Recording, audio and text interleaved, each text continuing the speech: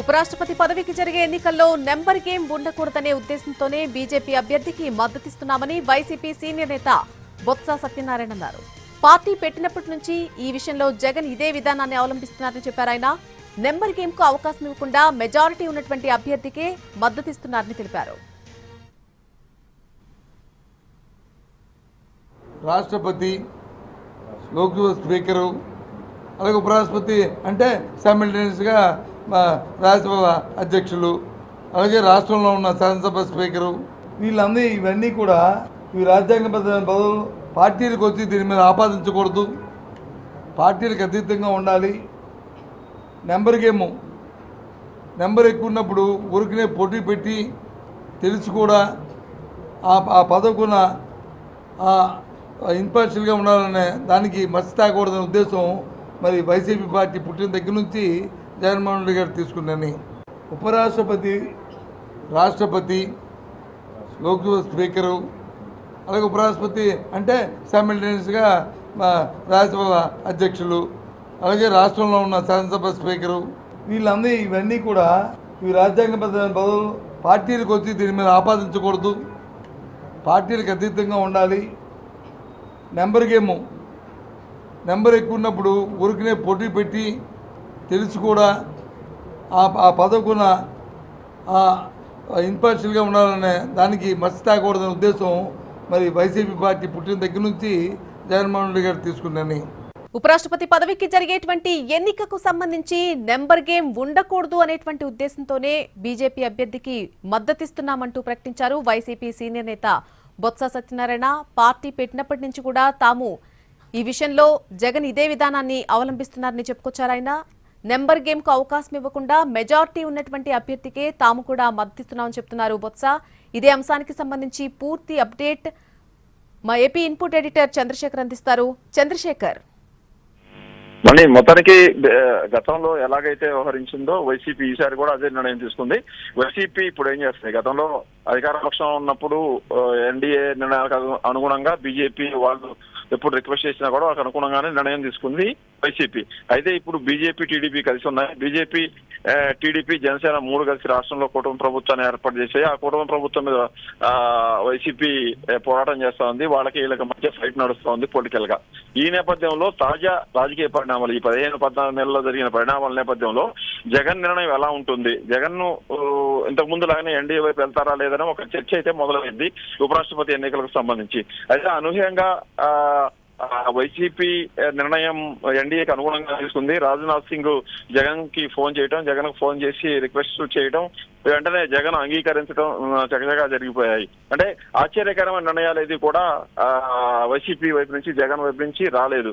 ఎందుకంటే బీజేపీ ఈ కూటమి ప్రభుత్వంలో భాగస్వామిగా ఉన్న కూటమి ప్రభుత్వంలో బీజేపీ కలిసి ఉన్నప్పటికీ కూడా బీజేపీ పెద్దలతోటి, బీజేపీ అగ్రనాయకత్వంతో జగన్ తనకున్న సంబంధాలను ఎప్పటిలాగే సజీవంగా ఉంచుకోవాలని చూస్తున్నాడనేది దీన్ని బట్టి మనకు అర్థమవుతోంది.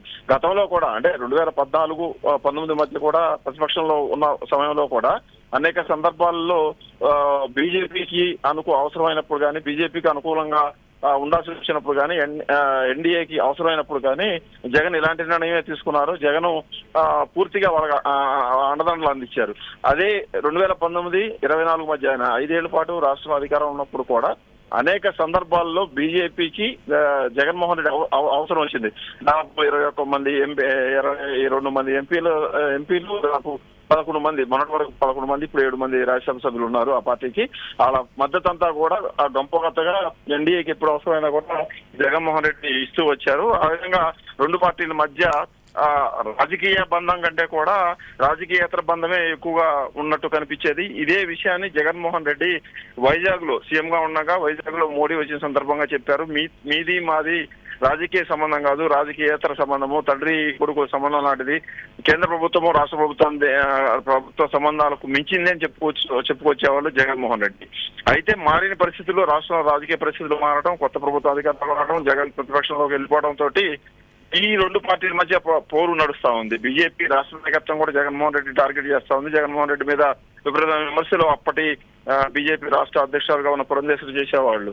ఈ పరిస్థితుల్లో జగన్మోహన్ రెడ్డి నిర్ణయం ఎలా ఉంటుంది? ఆయనకి ఇప్పుడున్న ఎంపీల సంఖ్య 7 రాజ్యసభ సభ్యులు, 3 పార్లమెంట్ సభ్యులు ఉన్నారు.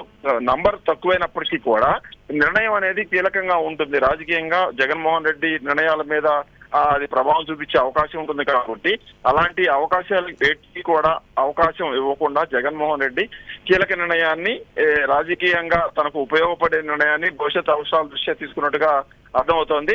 ఇంతకు ముందు 4 రోజుల క్రితమే ఈ విషయాన్ని వైవి సుబ్బారెడ్డి ఢిల్లీలో ప్రకటించారు. రాజ్నాథ్ సింగ్ మా అధ్యక్షుడికి ఫోన్ చేశారు, అధ్యక్షుడు మాతో మాట్లాడారు. పార్టీ అంతా కూడా ఏకగ్రీవంగా ఎన్డీఏ అభ్యర్థికే మద్దతు ఇవ్వాలని నిర్ణయం తీసుకున్నట్టుగా ఆయన చెప్పారు.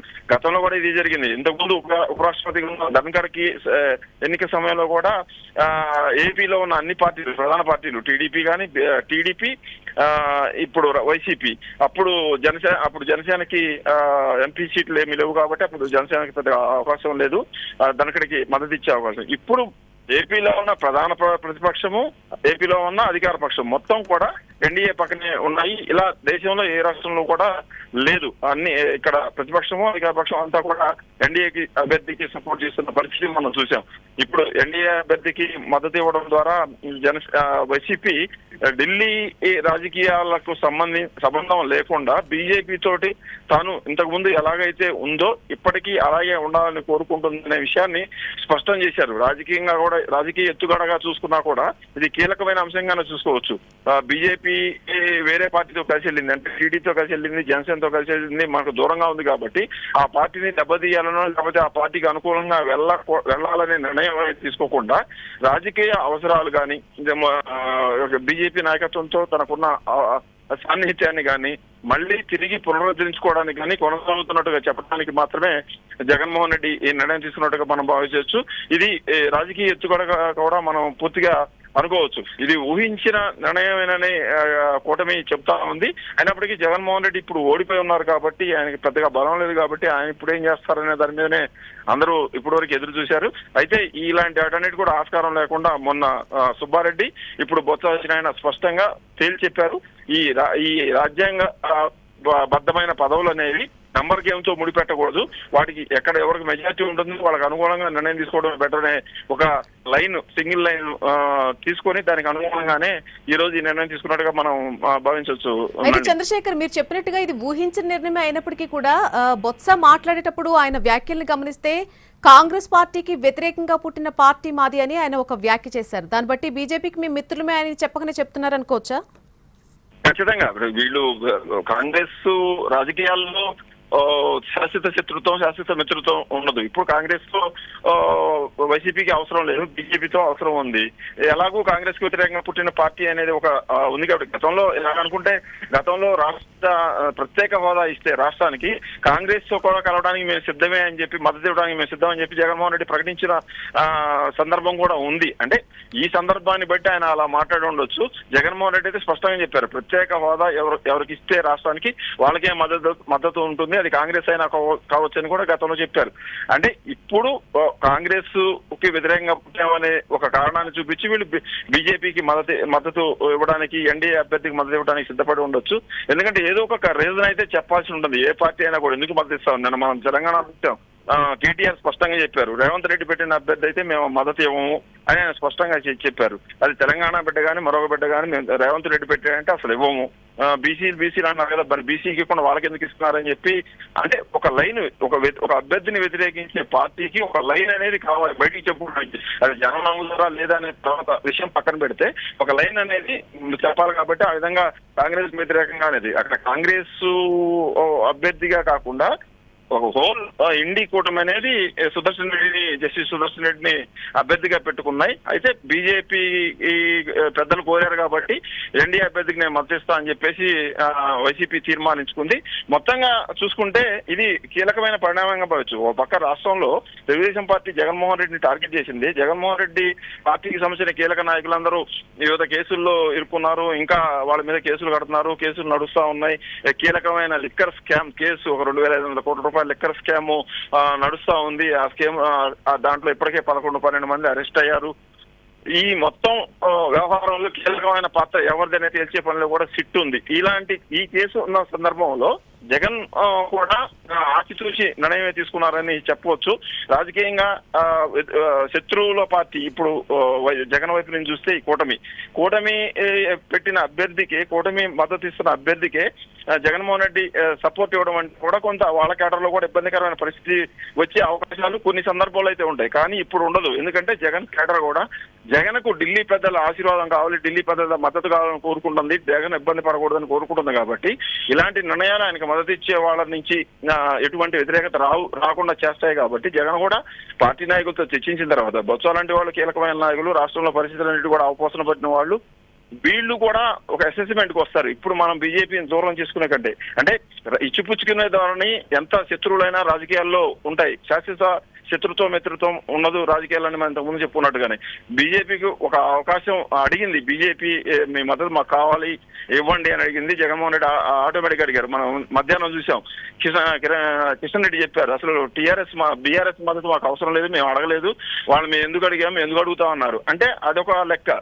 మేము అసలు అడగట్లేదు వాళ్ళని. ఇక్కడ ఒక లెక్క, ఏపీకి వచ్చేటప్పటికి వైసీపీ మద్దతు కావాలి అన్నారు. వాళ్ళకున్న నంబరు, ఎంపీల నంబర్ తక్కువైనప్పటికీ కూడా వైసీపీని నేరుగా బీజేపీ అధిష్టానం కాంటాక్ట్ అయింది. రాజ్నాథ్ సింగ్ తోటి మోడీ, అమిత్ షా చెప్పి ఫోన్ చేయించారు, మద్దతు తీసుకున్నారు, వాళ్ళు మద్దతు ఇచ్చారు. అంటే ఎక్కడికెక్కడ ఆ సందర్భాన్ని బట్టి రాజకీయ అవసరాలకు తగ్గట్టుగా అక్కడ పార్టీ కానీ ఇక్కడ పార్టీ కానీ నిర్ణయాలు తీసుకుంటాయి. మనతో ఒకరికి అవసరం ఉన్నప్పుడు, మనం ఒక పని అడిగినప్పుడు కాదు అన్నప్పుడు అవతల అడగడానికి సబ్సిడించరు. అలాగే అడిగినప్పుడు ఇవ్వకుండా ఉండడానికి వీళ్ళు కూడా తటపటాయించే పరిస్థితి ఉండదు. కాబట్టి ఇదంతా రెసిప్రోకల్లో ఆధారపడి ఉంటుంది రాజకీయాలు అనేది. ఏపీలో మళ్ళీ ఒకసారి అధికార పక్షం, ప్రతిపక్షాలు అన్ని కలిపి ఒకే అభ్యర్థికి మద్దతు ఇవ్వడం అనేది మళ్ళీ రికార్డుగా మనం చెప్పుకోవచ్చు. ఇంతకుముందు రాష్ట్రపతి ఎన్నికల్లో లాగా జరిగింది. ముర్మును ఎన్నిక చేసుకునే సమయంలో ఈ పార్టీలన్నీ కూడా అక్కడే సపోర్ట్ చేశాయి. మళ్ళీ మొన్న ధనకడు ఉపరాష్ట్రపతి ఎన్నిక సందర్భంగా 2022లో అదే జరిగింది. ఇప్పుడు కూడా అదే జరగబోతా ఉంది. మళ్ళీ right Chandrashekhar, thank you for the update. గతంలో కూడా మనం చూసినట్లయితే ఎన్డీఏకి పలు అంశాల్లో వైసీపీ మద్దతు పలికింది. 2019లో ఆర్టికల్ 370 రద్దుకు సంబంధించి వైసీపీ అక్కడ మద్దతు తెలిపింది. గతంలో ఉపరాష్ట్రపతి ఎన్నికల్లోనూ 2022లో ఎన్డీఏ రాష్ట్రపతి అభ్యర్థి ముర్ముకు, అలాగే లోక్సభ స్పీకర్ ఓం బిర్లా, 2017లో ఎన్డీఏ అభ్యర్థి రామ్నాథ్ కోవింద్ కూడా వైసీపీ అక్కడ సపోర్ట్ చేసింది. రైతు చట్టాలకు మద్దతిచ్చింది జగన్ పార్టీ. వన్ నేషన్ వన్ ఎలక్షన్ చట్ట ప్రతిపాదనకు కూడా అప్పుడు మద్దతు తెలియజేసింది. ఢిల్లీ సర్వీస్ బిల్లుకు కూడా మద్దతు పలికింది. కీలక సమయాల్లో ఎన్డీఏ ప్రభుత్వానికి ఎప్పుడు కూడా మద్దతిస్తూ వస్తోంది వైసీపీ పార్టీ. ఇక ఉపరాష్ట్రపతి పదవికి జరిగేటువంటి ఈ ఎన్నికల్లో కూడా నెంబర్ గేమ్ ఉండకూడదు అనే ఉద్దేశంతోనే బీజేపీ అభ్యర్థికి మద్దతిస్తున్నామని వైసీపీ సీనియర్ నేత బొత్స సత్యనారాయణ ప్రకటించారు.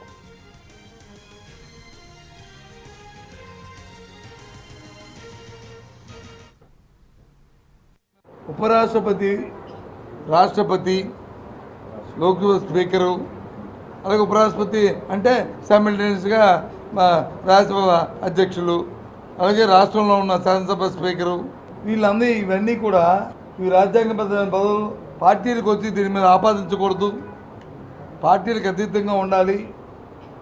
నెంబర్ గేము, నెంబర్ ఎక్కువ ఉన్నప్పుడు ఊరికనే పోటీ పెట్టి తెలిసి కూడా ఆ పదవుకున్న ఇంపార్షియల్గా ఉండాలనే దానికి మచ్చ తాగకూడదనే ఉద్దేశం మరి వైసీపీ పార్టీ పుట్టిన దగ్గర నుంచి జగన్మోహన్ రెడ్డి గారు తీసుకున్నాను. ఉపరాష్ట్రపతి, రాష్ట్రపతి, లోక్సభ స్పీకరు, అలాగే ఉపరాష్ట్రపతి అంటే సైమల్టేనియస్గా రాజ్యసభ అధ్యక్షులు, అలాగే రాష్ట్రంలో ఉన్న శాసనసభ స్పీకరు, వీళ్ళందరూ ఇవన్నీ కూడా ఈ రాజ్యాంగబద్ధ పదవులు పార్టీలకు వచ్చి దీని మీద ఆపాదించకూడదు, పార్టీలకు అతీతంగా ఉండాలి. నెంబర్ గేము, నెంబర్ ఎక్కువ ఉన్నప్పుడు ఊరికనే పోటీ పెట్టి తెలిసి కూడా ఆ పదవుకున్న ఇంపార్షియల్గా ఉండాలనే దానికి మచ్చ తాగకూడదనే ఉద్దేశం మరి వైసీపీ పార్టీ పుట్టిన దగ్గర నుంచి జగన్మోహన్ రెడ్డి గారు తీసుకున్నాను. ఉపరాష్ట్రపతి, రాష్ట్రపతి, లోక్సభ స్పీకరు, అలాగే ఉపరాష్ట్రపతి అంటే సైమల్టేనియస్గా రాజ్యసభ అధ్యక్షులు, అలాగే రాష్ట్రంలో ఉన్న శాసనసభ స్పీకరు, వీళ్ళందరూ ఇవన్నీ కూడా ఈ రాజ్యాంగబద్ధ పదవులు పార్టీలకు వచ్చి దీని మీద ఆపాదించకూడదు, పార్టీలకు అతీతంగా ఉండాలి. నెంబర్ గేము, నెంబర్ ఎక్కువ ఉన్నప్పుడు ఊరికనే పోటీ పెట్టి తెలిసి కూడా ఆ పదవుకున్న ఇంపార్షియల్గా ఉండాలనే దానికి మచ్చ తాగకూడదనే ఉద్దేశం మరి వైసీపీ పార్టీ పుట్టిన దగ్గర నుంచి జగన్మోహన్ రెడ్డి గారు తీసుకున్నాను. ఉపరాష్ట్రపతి, రాష్ట్రపతి, లోక్సభ స్పీకరు, అలాగే ఉపరాష్ట్రపతి అంటే సైమల్టేనియస్గా రాజ్యసభ అధ్యక్షులు, అలాగే రాష్ట్రంలో ఉన్న శాసనసభ స్పీకరు, వీళ్ళందరూ ఇవన్నీ కూడా ఈ రాజ్యాంగబద్ధమైన పదవులు పార్టీలకు వచ్చి దీని మీద ఆపాదించకూడదు, పార్టీలకు అతీతంగా ఉండాలి. నెంబర్ ఎక్కువ ఉన్నప్పుడు ఊరికనే పోటీ పెట్టి తెలిసి కూడా